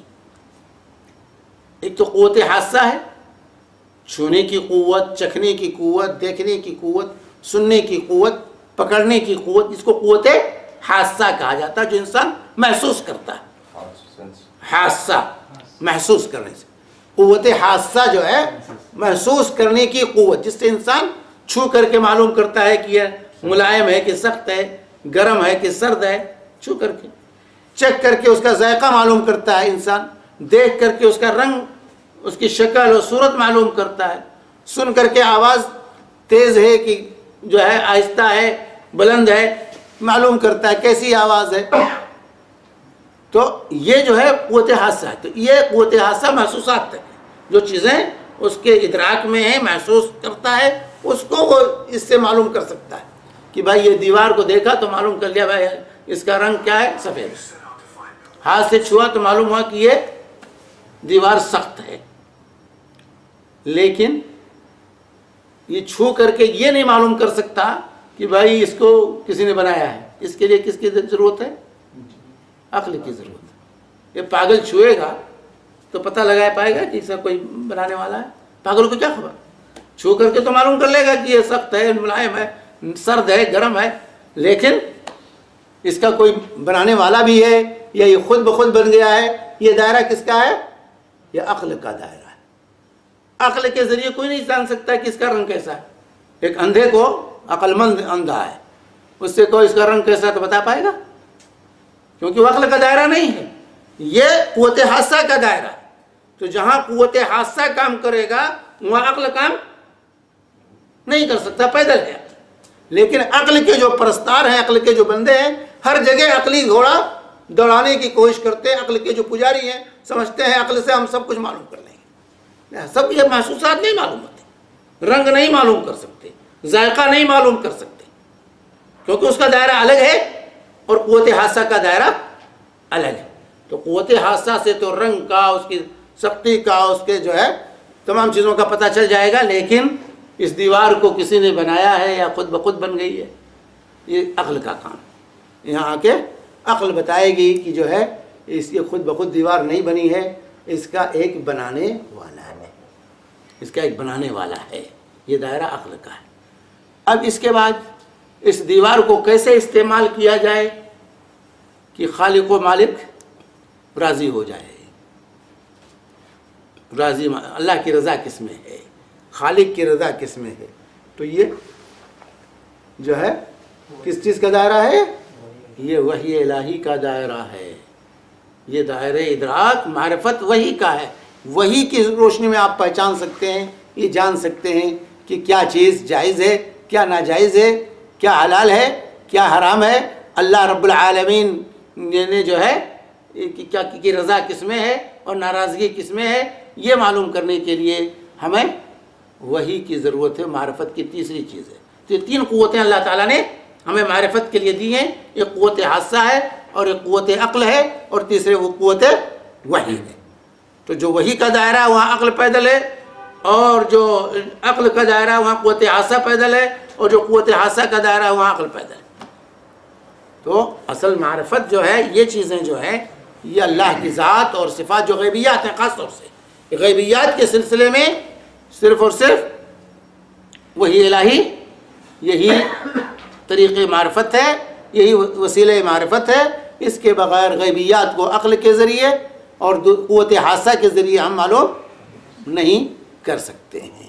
اس لیے اللہ کے صفات کی منمانی تعویل کرنا، اس کو اپنی جو ہے عقل کی بنیاد پر اس کو معنی پہنانا، یہ اس کے دائرے سے باہر ہے. یہ عقل کے دائرے سے باہر ہے. یہ عقل کا دائرہ کار نہیں بلکہ یہ وحی الہی کا دائرہ کار ہے. وحی میں جو آ گیا، اللہ کی کتاب، اللہ کے رسول صلی اللہ علیہ وسلم کی سنت سے جو چیز ثابت ہو جائے اس پر انسان کو آمنا اور صدقنا کہنا چاہیے. اس پر آمنا اور صدقنا کہنا چاہیے. اپنی طرف سے کوئی اس کا معنی نہیں پہنانا چاہیے. انشاءاللہ باقی تفصیلات اس سلسلے میں آئندہ آئیں گی. اللہ تعالیٰ سے دعا ہے کہ رب العالمین ہم سب کو صحیح عقیدہ سمجھنے کی اور اس کے مطابق اپنے عقیدے کو ڈھالنے کی توفیق عطا فرمائے. وصلی اللہ علیہ نبینا محمد وعلی آلہ وصحبہ وسلم. کوئی ہے سوال لوگ؟ اب کسی کو پتہ نہیں ہے کہ لوگ صحیح ہے یا غلط ہے. اب جو ہے ہم لوگ ان کے پاس جا کر جو ہے ان کے اندر بیعت دے دیتے، پھر اس کے بعد ہم کو پتہ چلتا ہے کہ یہ صحیح آدمی نہیں ہے، تو پھر اس کا کنکلوژن کیا ہے؟ مینس اس کے توبہ کر لیں، بس توبہ کر لیں. دیکھیے جو مطلب یہ ہے انسان کو اسی لیے جو ہے سوال کر رہے ہیں. سوال ان کا یہ ہے کہ جیسے ہمیں پتہ نہیں، جیسے معاشرے میں بہت سی ایسی چیزیں رائج ہیں جس کو دین کہا جاتا ہے. دین کے نام پر آج ہمارے معاشرے میں بہت سی چیزیں رائج ہیں، جیسے پیری اور مریدی. پیری اور مریدی کا جو چکر ہے، اب اگر انسان نہیں سمجھتا تھا اور دین سمجھ کے جا کر کے کسی کے ہاتھ پر اس نے بیعت کر لی، اس کو اپنا پیر بنا لیا، اور بعد میں اس کو پتہ چلا یہ غلط ہے جو ہے، تو اب وہ کیا کرے؟ تو اس کے لیے توبہ کر لے، اس کے لیے ہے کہ توبہ کر لے، اور توبہ سے اس کے سارے گناہ، کفر ہو یا شرک ہو، کوئی بڑے سے بڑا جرم ہو، اللہ تبارک و تعالیٰ معاف کر دیتا ہے، اس کے لیے توبہ ہے۔ اور ان تمام چیزوں سے بچنے کے لیے یہ ضروری ہے کہ انسان کو دین کا پہلے علم حاصل کرے۔ کسی کے ہاتھ میں ہاتھ دینے سے پہلے، کسی کا مرید بننے سے پہلے انسان کو چاہیے کہ پہلے وہ اساسیات جو دین کی بنیادی چیزیں ہیں اس کو حاصل کرنے کی کوشش کرے، اس کو حاصل کرنے کی کوشش کرے جو ہے، اور دین کو پہلے پڑھے، جو بنیادی چیزیں ہیں، عقیدہ ہے، جو ہے اتباع ہے، اس کو جو ہے سیکھے۔ اور اس کے لیے سیکھنے کی قرآن پڑھے میرے بھائی، قرآن پڑھے، قرآن ترجمے کے ساتھ پڑھنے کی کوشش کرے۔ قرآن اور حدیث جو ہے ترجمے کے ساتھ پڑھے تو اس کے سامنے حقیقت واضح ہو جائے گی۔ پھر کوئی جو ہے پیر و مرشد کتنا بڑا جب و دستار والا آ جائے، وہ اس کے عقیدے سے نہیں کھیل سکتا، اس کو گمراہ نہیں کر سکتا، کیونکہ ہمارے پاس کچھ رہتا نہیں، دین کی کوئی چیز نہیں رہتی ہے، تو جس کو بھی ہم دیندار سمجھتے ہیں اس کے پیچھے دوڑ پڑتے ہیں۔ ہر جب و دستار والے کو جو ہم معصوم سمجھتے ہیں، علامہ سمجھتے ہیں، اور پھر اس کے پیچھے دوڑ پڑتے ہیں اور جو ہے دور نکل جاتے ہیں، اور اسی میں ایسی چیز، اور شیطان کو بھی موقع ملتا ہے اس صورت میں، شیطان ایسی صورت میں اور ورغلاتا ہے، اور جو ہے پھسلاتا ہے، بہلاتا ہے، اس راستے پر اور لگا دیتا ہے۔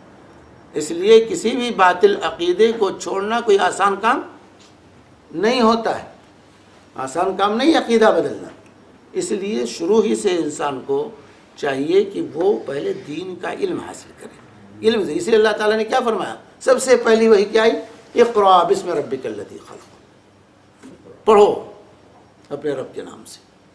تو ہم لوگ پڑھنا نہیں چاہتے، دین سیکھنا نہیں چاہتے، معاشرے میں جو سنی سنائی چیزیں ہیں اسی کو دین سمجھتے ہیں، اور سمجھتے ہیں یہی دین ہے، جو دیکھا لوگ کرتے ہوئے ہم بھی کر رہے ہیں، سمجھتے ہیں یہی دین ہے۔ نہیں، وہ دین نہیں، دین وہ ہے جو اللہ کی کتاب میں اور اللہ کے رسول صلی اللہ علیہ وسلم کی سنت میں ہے۔ اور کسی بھی عالم کے پاس جائیں، کسی بھی پیر کے پاس جائیں، تو پہلے جو ہے جو بھی بات کہے اس کی دلیل پوچھیے اس سے، آپ اس سے دلیل پوچھیے کہ بھائی پیر صاحب آپ یہ بات کہہ رہے ہیں، دلیل کیا ہے؟ اللہ نے کیا فرمایا، رسول اللہ نے کیا فرمایا؟ یہیں سے فرق واضح ہو جائے گا۔ کسی کی ہر بات مت مانیے، کسی کی امتی کی بات کوئی حجت اور دلیل نہیں۔ کسی بھی امتی، بڑے سے بڑا عالم ہو، علامہ ہو اپنے دور کا، اس کی بات یہ حجت اور دلیل نہیں۔ حجت اور دلیل اللہ کی بات، اللہ کے رسول صلی اللہ علیہ وسلم کی بات۔ اس لیے کسی سے بھی کوئی بھی مسئلہ پوچھیں تو یہ عادت بنا لیں کہ بھئی ہم دلیل پوچھیں گے۔ کوئی بات کہے کہ پیر صاحب دلیل کیا ہے، مولانا صاحب اس کی دلیل کیا ہے، یہیں سے فرق آپ کو واضح ہو جائے گا، اور پھر ہدایت کا راستہ کھل جائے گا آپ کے لیے۔ کیونکہ دلیل کا نام سن کر لوگ بھاگتے ہیں۔ اہل باطل جو ہیں، یہی پہچان ہے حق و باطل کی، اہل باطل دلیل کا نام سن کر کے بھاگتے ہیں۔ یہی قطر میں ریڈیو پر ایک صاحب آئے، بہت بڑے علامہ، اور وہ ریڈیو قطر کے اردو سروس پر تھے، اور لوگوں نے جب کوئی بات کہی، انہوں نے دلیل پوچھا تو آپ سے باہر ہو گئے، کہا تم کیا سمجھو، دلیل دلیل دلیل کرتے رہتے ہو۔ سمجھ بات ہے؟ تو دلیل پوچھئے، کوئی بغیر دلیل کے کوئی بات نہ مانیے۔ کوئی بھائی کہے بھائی کہ دلیل کیا ہے اس کی، تو جو ہے تمام کے راستے بند ہو جائیں گے۔ پھر کوئی کچھ بات آپ سے کہتے ہوئے یہ، کیونکہ دلیل سے لوگ بھاگتے ہیں، کہتے ہیں دلیل کیا، بس بات کہہ رہا ہوں اس کو مان لو۔ ہم بھی یہی کہتے ہیں، بھائی مولوی صاحب کہہ رہے ہیں مان لو۔ نہیں، مولوی صاحب کی بات کوئی دلیل نہیں، کہتے ہیں جاؤ جاؤ کرو، میں ذمہ دار ہوں۔ کوئی ذمہ داری وہاں نہیں قبول کرے گا۔ پیر کا مطلب ہوتا کیا؟ پیر کا مطلب ہوتا ہے کہ اس کے ساتھ خون معاف ہے۔ پیر کا مطلب ہے کہ مرید، دیکھیں مریدی اور پیری کے جو آداب ہیں، کون سے آپ کے پیر بھائی؟ مرید جو ہے پیر کے ہاتھ میں ایسے ہی ہے جیسے جو ہے مچھلی شکاری کے ہاتھ میں۔ آپ شکار کرنے گئے، مچھلی پھنس گئی آپ کے جال میں، تو بس آپ کے جو چاہیں کریں۔ یا جسی طرح مردہ جو ہے غسل دلانے والے کے ہاتھ میں، جس طرح چاہے الٹے پلٹے کچھ جو چاہے کرے مردہ کچھ کہہ سکتا ہے؟ تو مرید کا مطلب ہے کہ وہ اپنے ارادے کو، اپنے اختیارات کو پیر کے حوالے کر دے، اور پیر کی طرف سے جو حکم صادر ہو، پیر جو کہے وہ اس کو آمنا و صدقنا کہے، مان لے، اس پر کوئی اعتراض نہ کرے، گرچہ وہ اس کا فعل شریعت، اس کا حکم شریعت کے خلاف، قرآن حدیث کے خلاف۔ اسی لیے صوفیہ کی تاریخ پڑھیے، معین الدین چشتی اور دوسرے لوگوں کی، یہ کلمہ کیا پڑھاتے ہیں جب ان کے پاس کوئی مرید بننے آتا ہے؟ لا الہ الا اللہ معین الدین رسول اللہ۔ یاد رکھیے، یہ مرید بناتے ہوئے کلمہ پڑھایا جاتا ہے۔ کیوں کہتے نہیں؟ اس کے جذبہ اطاعت کو ہم ناپتے ہیں اس کے ذریعے کہ ہمارا مطیع ہے کہ نہیں ہے، ہماری بات مانے گا کہ نہیں مانے گا۔ کہتے ہیں صرف امتحان کے لیے اس کو پڑھاتے ہیں، اس کا امتحان لینے کے لیے ہم اس کو یہ کلمہ پڑھاتے ہیں، لا الہ الا اللہ معین الدین رسول اللہ۔ شیخ معین الدین چشتی یہ کلمہ پڑھاتے تھے لوگوں کو، اکثر صوفیہ یہ کلمہ پڑھاتے ہیں۔ کیوں؟ تاکہ وہ یہ واضح کر دیں کہ پیر کی کسی بات پر آپ اعتراض نہیں کر سکتے، واجب الاطاعت، پیر واجب الاطاعت ہے، گرچہ اس کی بات قرآن و حدیث کے، اللہ اور رسول کی بات کے خلاف۔ یہ ہے پیری اور مریدی۔ نماز میں دوسری یا تیسری یا چوتھی رکعت میں سورہ فاتحہ پڑھنے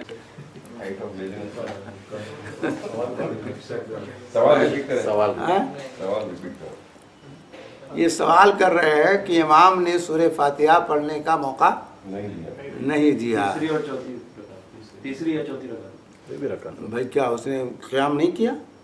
وہ اتنا فاسٹ ہو گیا کہ تو اتنا فاسٹ آپ بھی پڑھ جائیے بھائی، وہاں تو سننا بھی نہیں تھا آپ کو، تکبیر کہے کھڑے ہوئے تو آپ کو پڑھنا شروع کر دینا چاہیے۔ تو غلطی تو آپ کی ہے، امام کی غلطی نہیں۔ بھائی آپ اتنی لمبی قرأت آہستہ، وہ بھی نہیں کہ جہرن پڑھنا ہے، دل میں پڑھنا ہے، آہستہ پڑھنا ہے، تو یہ تو ہماری غلطی ہے کہ ہم کھڑے رہ گئے اور پڑھا نہیں۔ امام ہر چیز امام کے سر میں ڈالیں، خود اپنے سر میں ڈالنا چاہیے، ہم غافل ہیں اس کا مطلب۔ چلو شاید غلطی ہو گئی ابھی، ہاں؟ اب کیا اب دہرانی پڑے گی؟ لائٹ ہے کہ جو سورہ فاتحہ نہیں پڑھتا اس کی نماز نہیں ہوتی، لیکن بعض علماء کے فتاوے ہیں کہ ایسی صورت میں جو ہے اس کی نماز ہو جائے گی، لیکن سورہ فاتحہ یہ رکن صلاۃ ہے، نہ عمدن ترک کیا جا سکتا ہے، نہ سہون ترک ہو سکتا ہے۔ اس صورت میں اس رکعت کو دوہرا لینا چاہیے۔ شیخ صلاۃ الجنازہ میں پہلی تکبیر کے بعد دوسری تکبیروں میں ہاتھ اٹھانا ہے یا نہیں اٹھانا؟ دیکھیے اس سلسلے میں سب لوگ اٹھاتے ہیں، اس سلسلے میں رسول اللہ صلی اللہ علیہ وسلم سے صرف پہلی تکبیر میں رفع دین ثابت، باقی تکبیرات جنازہ میں رفع دین رسول اللہ صلی اللہ علیہ وسلم سے ثابت نہیں۔ البتہ عبداللہ بن عمر رضی اللہ عنہما کا عمل ہے، حضرت عبداللہ بن عمر رضی اللہ تعالی عنہما کا عمل ہے کہ چاروں تکبیرات میں وہ رفع دین کرتے تھے، اس لیے صحابی کا ایک قول ہے، وہ عمل ہے، اگر کوئی عمل کرنا چاہتا ہے کرتا ہے تو کوئی مذائقہ نہیں، کوئی مذائقہ نہیں۔ لاسٹ ویک ہم لوگ نماز میں پہلی رکعت میں پہنچے، امام رکوع میں جا چکے، ہم لوگ پہنچے اور یہ مسئلہ نہ ختم ہوا ہے نہ قیامت تک ختم ہوگا۔ نہیں، جو ہمارے پاس آنے والے لوگ تھے، میں تو رکعت کے لیے کھڑا ہو گیا، لیکن باقی لوگ جو ہے ہاں تو ان لوگوں کا مسئلہ یہ رہا ہوگا، وہ اس بات کو مانتے ہیں کہ مدرک رکوع مدرک رکعت ہے۔ ایک سوال ریپیٹ کریں گے۔ یہ سوال ہے کہ جو ہے وہ کہہ رہے ہیں کہ میں نماز کے لیے گیا، رکوع میں پہنچا اور دوسرے لوگ بھی تھے تو میں نے تو رکعت دہرا لی اور دوسرے لوگوں نے رکعت نہیں دہرائی۔ تو اس کا یہ ہے کہ وہ لوگ اس بات کے نہیں قائل تھے کہ مدرک رکوع مدرک رکعت نہیں ہوتا، وہ مدرک رکوع کو مدرک رکعت مانتے ہیں، اس لیے انہوں نے نہیں دہرایا۔ آپ مدرک رکعت کو رکوع کو مدرک رکعت نہیں مانتے، اس لیے آپ نے دہرایا۔ انہوں نے نہیں دہرایا، تو اس میں بات اس سے پہلے آ چکی ہے کہ جمہور کے نزدیک جو ہے مدرک رکوع میں پہنچ گیا تو رکعت مل گئی، کہتے ہیں مجبوری ہے، اس لیے اس سے قرأت فاتحہ ساقط ہو گئی مجبوری کی وجہ سے۔ جیسے جس کو سورہ فاتحہ یاد نہ ہو تو اس کی نماز ہوگی کہ نہیں؟ ابھی نیا مسلمان ہوا، سورہ فاتحہ یاد نہیں ہے، اس کی نماز ہوگی کہ نہیں ہوگی؟ اس کی ہوگی، نیا ہوگی اس کی نماز، سمجھے؟ نیا تو ہوگی۔ تو کہتے ہیں جیسے وہ مجبور ہے ایسے یہ بھی مجبور ہے۔ کہتے ہیں جیسے وہ نیا مسلمان ہوا، سورہ فاتحہ اس کو یاد نہیں، تو وہ تسبیح و تحلیل کرے، اس کی نماز ہو جائے گی، سمجھ بات ہے؟ تو کہتے ہیں یہ مجبوری ہے، اس لیے مجبوری کی وجہ سے اس کی رکعت جو ہے ہو جائے گی۔ لیکن راجح چیز یہ ہے کہ جو امام بخاری وغیرہ کا جو موقف ہے کہ جو ہے وہ جو ہے اس کی رکعت نہیں ہوگی۔ شیخ صاحب جو حدیث ہے جس میں رسول صلی اللہ علیہ وسلم نے دیکھا کہ ایک صحابی نے مسجد کے دروازے سے آ کے تو آپ کو منع نہیں کیا کہ دوبارہ پڑھو۔ دیکھیے جو روایت ہے ابو بکرہ رضی اللہ تعالی عنہ کی، وہ روایت ہے کہ وہ آئے اور سب کے پیچھے ہی سے داخل ہوتے ہی دیکھا رکوع میں ہے تو رکوع میں چلے گئے، اور رکوع ہی میں چلتے ہوئے صف میں شامل ہوئے۔ تو کیا یہ کہیں گے کہ وہ جب داخل ہو وہیں سے رکوع کر لیں؟ لیکن رسول صلی اللہ علیہ وسلم نے منع نہیں کیا نہیں، دوبارہ نماز پڑھو، ایسا نہیں، دیکھیے سنیے، اب وہ روایت ہے کہ اللہ کے نبی صلی اللہ علیہ وسلم نماز کے بعد فرمایا زادک اللہ حرصا ولا تعود، زادک اللہ حرصا، اللہ تعالیٰ تمہارے حرص میں اضافہ کرے، اب ایسا نہ کرنا۔ جب آپ نے کہہ دیا اب ایسا نہ کرنا تو پھر اس سے استدلال کرنا، مطلب دروازے سے رکوع میں شامل نہیں ہونا، مطلب یہ نہیں کہا کہ دوبارہ سورہ فاتحہ لا تعود یہ صراحت نہیں، کس چیز سے روکا؟ لا تعود، ایسا نہ کرنا بہل چیز۔ اگر اس کو شمار، اور دوسری چیز یہ ہے کہ وہاں پر یہ کوئی صراحت ہے کہ انہوں نے رکعت دہرائی کہ نہیں دہرائی؟ اس میں کوئی صراحت ہے کہ انہوں نے اسی رکعت کو مانا یا نہیں مانا؟ یہ روایت کے اندر یہ صراحت نہیں، گرچہ اسی سے استدلال کیا جاتا ہے کہ اللہ کے رسول نے دہرانے کا حکم نہیں دیا، لیکن جو ہے مسئلہ یہ ہے کیا انہوں نے رکعت نہیں دہرائی تھی یا دہرائی تھی؟ دونوں سے روایت خاموش ہے، نہ اس میں دہرانے کا ذکر ہے اور نہ ہی نہ دہرانے کا ذکر ہے، کہ انہوں نے دہرائی کہ نہیں دہرائی یہ ذکر نہیں ہے روایت کے اندر۔ لیکن یہ ہے کہ زادک اللہ حرصا ولا تعود، اللہ تعالیٰ تمہارے حرص میں اضافہ کرے، تم آئندہ ایسا نہ کرنا۔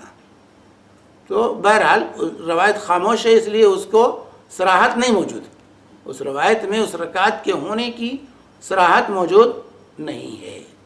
ہاں اس سلسلے میں بعض فتاوی ہیں صحابہ کے، جو ہے بعض فتاوی صحابہ کے ہیں، من ادرک الرکوع فقد ادرک الرکعہ فقد ادرک الصلاۃ، تو ان روایات کے اندر بھی کلام ہے، اور مختلف روایتوں کو جمع کر کے لوگوں نے اس کو حسن اور صحیح کرنے کی کوشش کی ہے، لیکن اصل میں وہ روایت ہے حضرت ابو ہریرہ رضی اللہ تعالیٰ عنہ کی جو روایت ہے کہ من ادرک رکعۃ من الصلاۃ فقد ادرک الصلاۃ، جس نے نماز کی ایک رکعت پالی اس نے جو ہے نماز پا لیا، اصل روایت یہ۔ اسی طرح وہی روایت ہے من ادرک رکعۃ من الفجر قبل ان تطلع الشمس فقد ادرک الفجر ومن ادرک رکعۃ من العصر قبل ان تغرب الشمس فقد ادرک العصر، بخاری کی روایت ہے کہ جس نے فجر کی ایک رکعت سورج نکلنے سے پہلے پا لیا اس نے فجر کی نماز پا لی، جس نے عصر کی نماز کی ایک رکعت سورج غروب ہونے سے پہلے پا لیا اس نے عصر کی نماز پا لی، یعنی وہ پوری پڑھ لے چاہے سورج ڈوبتا رہے یا نکلتا رہے، ایک رکعت پڑھنے کا موقع ہے اس کو تو گویا کہ اس کو وقت پر نماز مل گئی، وہ اس کو پوری کر لے، اصل روایت یہ۔ اب وہی روایت ہوتے ہوتے وہ گئی جو ہے من ہو گیا من ادرک الرکوع فقد ادرک الرکعہ، تو اس طرح سے ہیں۔ بہرحال میں نے پہلے بھی واضح کیا کہ جمہور علماء کے ہاں مدرک رکوع مدرک رکعت ہے، اس کو مدرک رکوع کو مدرک رکعت یہ مانتے ہیں جمہور علماء، لیکن امام بخاری اور دیگر علماء جو ہے کہتے ہیں کہ نہیں، جب سورہ فاتحہ رکن صلاۃ ہے، آپ نے فرمایا لا صلاۃ لمن لم یقرأ فاتحۃ الکتاب، اس کی نماز نہیں جس نے سورہ فاتحہ نہیں پڑھی۔ جو رکن ہے، اور رکن کا مطلب ہو جو نہ عمدن معاف ہو نہ ساون معاف ہو، عمدن چھوٹے تب بھی رکعت نہیں ہوگی اور ساون چھوٹے تب بھی رکعت نہیں ہوگی، اس رکن کا اعادہ ضروری ہوگا اور جو ہے سجدہ سہو لازم آئے گا۔ تو بہرحال یہ دونوں موقف ہے جس پر انسان کو اطمینان ہو، عمل کرے۔ اچھا شیخ، نماز میں غلطی ہو جائے، ہاں مثال کے طور پہ 4 رکعت عصر کے نماز کے نے بھول کر کے 5 رکعت پڑھ لی، ہاں تو اس کا کیا ہے؟ وہ نوعیت اگر 4 رکعت والی نماز کو 5 رکعت غلطی سے کہہ رہے ہیں، سوال یہ ہے کہ اگر کوئی عصر کی نماز یا ظہر کی نماز یا عشاء کی نماز 4 رکعت نماز پڑھنی تھی، اس نے غلطی سے 5 پڑھ لی، تو اب کیا کرے؟ تو اس کے لیے سجدہ سہو کرے، سجدہ سہو سے اس کی کمی پوری ہو جائے گی، جیسے عبداللہ بن مسعود رضی اللہ تعالی عنہما کی روایت ہے صحیح بخاری اور مسلم کی کہ اللہ کے رسول صلی اللہ علیہ وسلم نے 5 رکعت پڑھی، 5 رکعت پڑھ لی، جو ہے 4 رکعت والی نماز کو آپ نے 5 رکعت پڑھ لی، اور بعد میں آپ نے سجدے سلام پھیرنے کے بعد سجدے سہو کیا۔ سلام پھیرنے کے بعد؟ ہاں، سلام پھیرنے کے بعد اللہ کے رسول صلی اللہ علیہ وسلم نے سجدے سہو کیا۔ اگر 4 کی جگہ میں 3 پڑھ لیا ہے، 3 پڑھ لیا تو 1 رکعت پڑھے گا پھر سجدے سہو کرے گا، جیسے اللہ کے صلی اللہ علیہ وسلم بخاری مسلم ہی کی روایت ہے کہ ظہر یا عصر کی نماز آپ نے 2 رکعت پڑھی اور 2 رکعت پڑھ کے سلام پھیر دیا، سلام پھیر کر کے آپ اپنی جگہ سے اٹھ کے چلے بھی گئے۔ صحابہ آپس میں کہنے لگے کہ نماز کم کر دی گئی ہے، آپ بھول گئے، لیکن کسی کی ہمت نہیں ہوتی تھی کہ رسول پاک صلی اللہ علیہ وسلم سے پوچھ لیں، اور کچھ لوگ جو جلد باز لوگ تھے وہ دروازے تک پہنچ گئے نکلنے کے لیے۔ ایک صحابی تھے ذوالیدین، وہ جو ہے پہنچے رسول پاک صلی اللہ علیہ وسلم کے پاس اور کہا یا رسول اللہ انسیت ام قصرت الصلاۃ، کیا آپ بھول گئے ہیں یا نماز کم کر دی گئی، اب 2 ہی رکعت ہمیں پڑھنا پڑے گا؟ تو اللہ کے رسول نے کہا کہ لا، میں نہ بھولا ہوں اور نہ ہی نماز کم کر دی۔ سبحان اللہ، اللہ کے رسول صلی اللہ علیہ وسلم فرمایا نہ میں بھولا ہوں اور نہ ہی نماز میں کوئی کمی ہوئی ہے، 4 رکعت 4 رکعت۔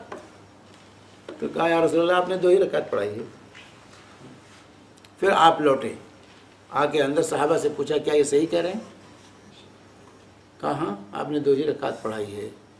تو پھر اللہ کے نبی صلی اللہ علیہ وسلم نے 2 رکعت پڑھائی اور سجدے سہو کیا، 2 رکعت پڑھائی سجدے۔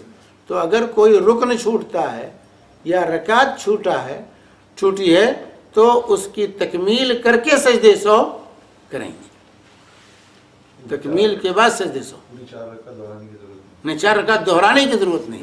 یہ ہمارے یہاں عام جو ہے فقہ حنفی میں جو ہے دہرانے کا زیادہ رواج ہے، نماز دہراؤ، 5 رکعت پڑھ لے تو 1 رکعت اور پڑھو کہتے ہیں۔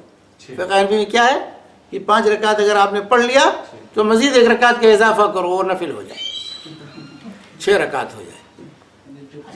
یہ غلطی کیا پھر دوبارہ جان بوجھ کے غلطی کرے؟ شیخ اگر کوئی شخص رات میں یعنی وتر کی نماز نہ پڑھے، فجر سے پہلے پڑھنے کی اگر ارادہ کرے اور وہ نہ اٹھے، یعنی فجر کا اذان ہو گیا، نماز میں چلے جائے، تو اس کے لیے کیا؟ تو جو سوال یہ ہے کہ اگر وتر کی نماز چھوٹ جائے اور فجر کا وقت ہو جائے، نہ پڑھ سکے انسان، تو کیا کرے؟ تو اس کو سورج نکلنے کے بعد اس کی قضا کر لے۔ سورج، ہاں وتر کی قضا سورج نکلنے کے بعد اس کو قضا کر لینا چاہیے، بلکہ بہتر یہ ہے کہ قضا کرتے ہوئے اگر وہ 3 رکعت رات میں پڑھتا تھا تو دن میں 4 رکعت پڑھے، اگر 5 رکعت پڑھتا تھا تو 6 رکعت پڑھے، اگر 7 رکعت پڑھتا تھا تو 8 رکعت پڑھے، جو ہے 1 رکعت یا 11 رکعت پڑھتا تھا رات میں تو 12 رکعت پڑھے، کیونکہ حضرت عائشہ صدیقہ رضی اللہ تعالی عنہ کی حدیث ہے صحیح مسلم کی کہ اللہ کے حبیب صلی اللہ علیہ وسلم کی رات کی جب رہ جاتی تھی نماز تو دن میں 12 رکعت پڑھتے تھے، دن میں آپ 12 رکعت پڑھتے تھے۔ تو اسی سے علماء نے استدلال کیا ہے کہ آپ رات میں 11 پڑھتے تھے، دن میں 12 پڑھتے تھے۔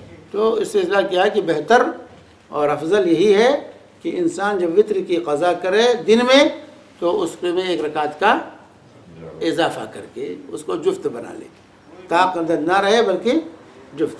दो रकात हाँ, 2 रकात करके 4 रकात पढ़, 3 रकात अगर पढ़ता था तो 2 रकात करके 4 रकात, ये बेहतर है अफजल। लेकिन क़ज़ा दिन में वो जो है सूरज निकलने के बाद क़ज़ा करे उसको। अगर इस्लाम पे कोई हमला हो रहा है, जैसे कि कोई हादसा इधर उधर, जैसे अभी 3 दिन पहले बॉम्बे में एक स्कूल में हुआ था, तो ऐसे इम्तिहान के वक्त भाई बहन लोग क्या करते हैं, इस मैसेज को लेके इतना फैलाते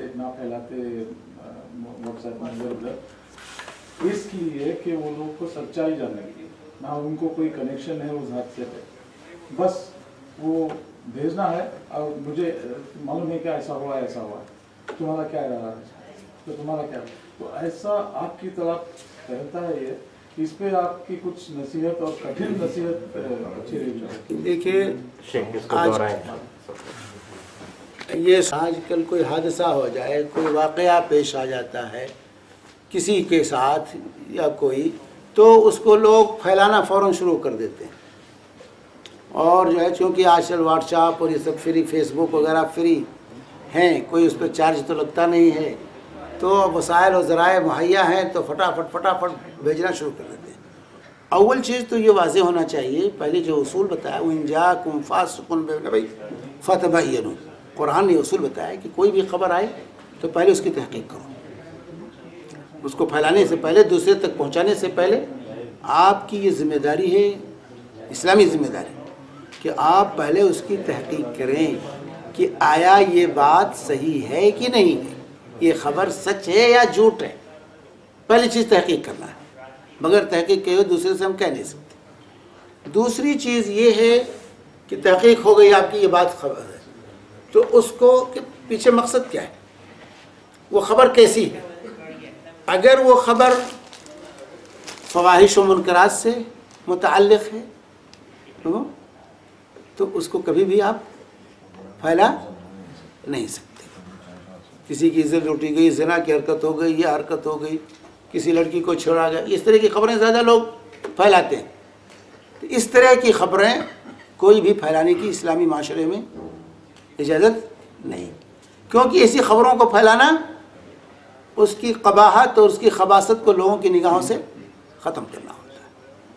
बार बार इस तरह की खबरें सुनते सुनते उसकी कबाहत ख़त्म हो जाती है और समझते हैं आम चीज़ें पर लोग तजर्बा करने में लग जाते हैं कि हम भी ऐसा तजर्बा करें। जो कमज़ोर नफूस हैं, जो कमज़ोर लोग हैं, जिनके नफ्स के अंदर कमज़ोरी पाई जाती है, जो है शैतान उनको वरगलाता है कि भाई तुम भी कर लो, देखो फला ने किया कुछ नहीं हुआ, तुम भी कर लो कुछ नहीं होगा।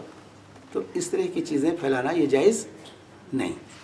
और अगर वो सियासी हैसियत से ताल्लुक़ रखने वाली चीज़ें हैं तो फिर उसके ज़िम्मेदार जो तबका है उनके पास पहुँचाना है, सबको नहीं। सियासी सूरत हाल है तो जो सियासत की सूझबूझ रखते हैं, जो ज़िम्मेदार तबका है, उनके पास ले जाए। रिबत में आती है, हाँ, रिबत में आती है भाई, अगर नाम लेकर के आप कह रहे हैं तो गीबत, फलां ने ऐसा किया, फलां ने ऐसा किया, गीबत। उसकी बुराई को, उसकी खामी को दूसरे के सामने बयान कर रहे हैं ताकि वो रुसवा और जलील हो, तो ये गीबत हो। अगर आप जानते हैं कि उसको हम ख़त्म कर सकते हैं तो जाइए, उसकी इस्लाह कीजिए, नसीहत कीजिए ऐसे लोगों को। ऐसे लोगों को जा कर के नसीहत करना ये हमारी ज़िम्मेदारी, फैलाना ये हमारी ज़िम्मेदारी नहीं है, और बल्कि जायज़ भी नहीं है कि हम फैलाए जाएँ, बल्कि हम उसको जो है उनको नसीहत करें, उनको रोकने की कोशिश करें जो हमारी बस में है। सजदा सहू के एक ही सजदा सहू एक ही तरीके से, सजदा सौ तो एक ही है। शेख सवाल कहते हैं सजदे सौ के क्या अलग अलग तरीक़े हैं या एक ही तरीक़ा? सजदे सौ के 2 तरीक़े, एक तरीक़ा है सलाम से पहले और दूसरा तरीक़ा है सलाम के बाद। सलाम फेरने से पहले कि पूरा तशहुद इंसान पढ़े और पढ़ करके जब सलाम फेरने का वक्त आए तो 2 सजदे करे और फिर सलाम करे, एक तरीक़ा ये। दूसरा तरीक़ा ये है कि पूरा तशहुद पढ़े आखिर तक, सलाम फेर दे, सलाम फेरने के बाद 2 सजदे करे और सजदा करने के बाद फिर सलाम फेरे। ہاں دوبارہ پھر سلام پھیریں. یہ دو طریقے رسول اللہ صلی اللہ علیہ وسلم سے سجدہ سہو کے سلسلے میں وارد ہیں. مطلب ایسا تو نہیں ہے کہ ایسا آپ سے کچھ ہوا تو ایسا کرنا ہے. ہاں دیکھیے اس سلسلے میں دونوں طریقے صحیح ہیں اور دونوں میں سے کسی پر عمل کیا ہے تو نماز صحیح ہو جائے گی. لیکن جن حالات میں اللہ کے رسول نے سلام سے پہلے کیا ہے ان حالات میں سلام سے پہلے کرنا افضل اور بہتر ہے، اور جن حالات میں سلام کے بعد کیا ہے اتباع کا تقاضا ان حالات میں سلام کے بعد کیا جائے.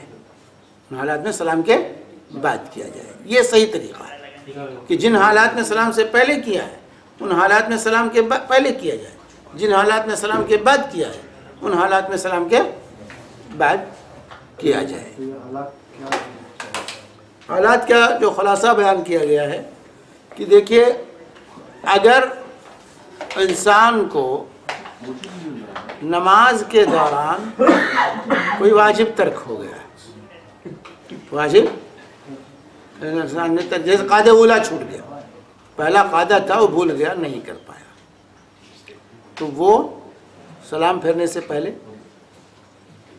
سجدے سو کرے گا، کیونکہ اللہ کے رسول صلی اللہ علیہ وسلم کا پہلا قاعدہ چھوٹ گیا.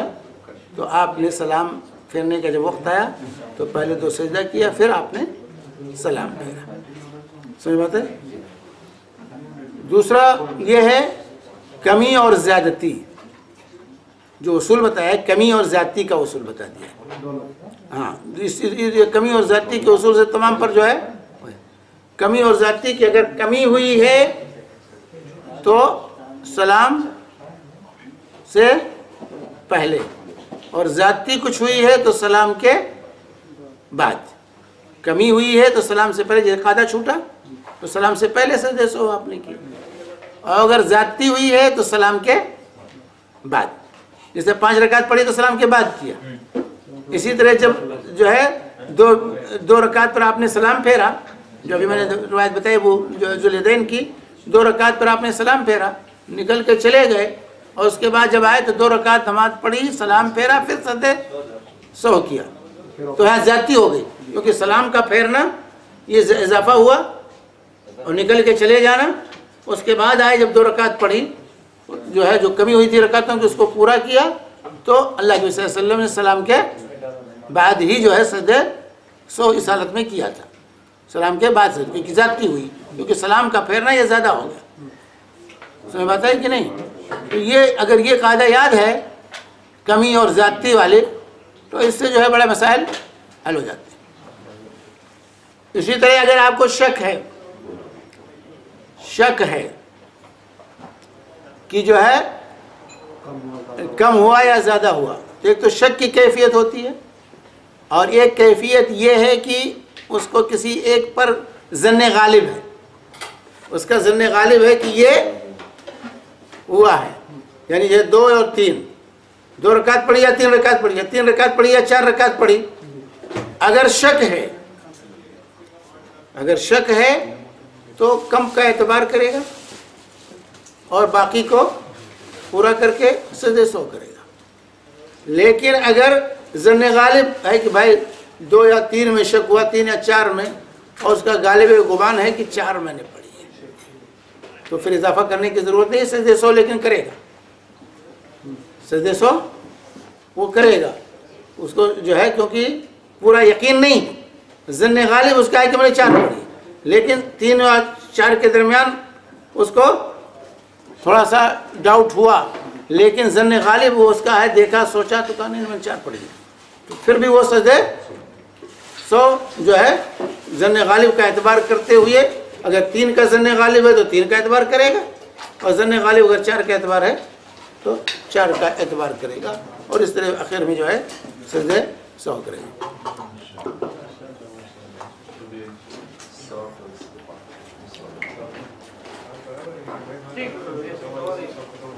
جو اتنے سارے کھڑکی اس سلسلے میں اسماء و صفات کے سلسلے میں آئے، تو ہم کہہ سکتے ہیں خلاصے میں کہ یہ ایک آیت کو سلف کی فہم سے نہ سمجھنے سے ہوا. ہاں لیسا کمثلہ شیء وهو السمیع البصیر. اگر اس کو سمجھ جائے انسان تو معاملہ بالکل واضح ہے.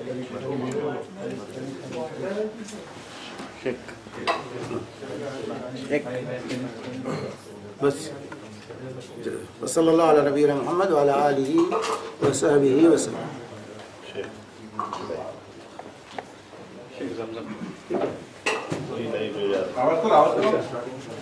माशाल्लाह मौलाना बहुत साफ क्लियर बहुत अच्छा है। ये इमरान साहब की तरफ भाइयों अपने अपने कॉन्टैक्ट्स में बता देना कि अभी लाइव है माशाल्लाह बैक होम देख सकते हो।